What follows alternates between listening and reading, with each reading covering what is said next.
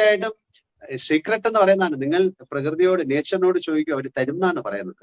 അപ്പൊ ഞാൻ ചോദിച്ചു തന്നില്ല എന്ന് പറഞ്ഞാൽ നിങ്ങൾ ചോദിക്കുന്നതിന്റെ ആ ഫയർ, ആ ഡിസയർ, ആ കമ്മിറ്റ്മെന്റ്, ഇന്ന് മോഹൻലാൽ എന്ന ഇതിഹാസ നടന്റെ യാത്രയെക്കുറിച്ചും അദ്ദേഹം തന്റെ ജീവിതത്തിൽ ആകർഷണ നിയമം എങ്ങനെ ഉപയോഗിച്ചുവെന്നും പരിശോധിക്കുന്നു. വിജയിച്ചിട്ടുള്ള കൂടുതൽ ആളുകളും അറിഞ്ഞും അറിയാതെയോ ലോ ഓഫ് അട്രാക്ഷൻ പിന്തുടരുന്നതായി അവരെക്കുറിച്ച് പഠിക്കുമ്പോൾ നമുക്ക് കാണാൻ സാധിക്കും.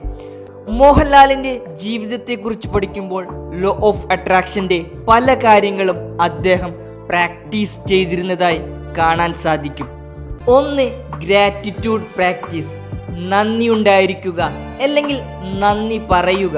പ്രിയപ്പെട്ടവരെ, തന്നതിനെല്ലാം നന്ദി, തരാത്തതിനും പറഞ്ഞ വാക്കുകൾക്ക് നന്ദി, പറയാത്തതിനും ഒപ്പം നടന്നതിന് നന്ദി.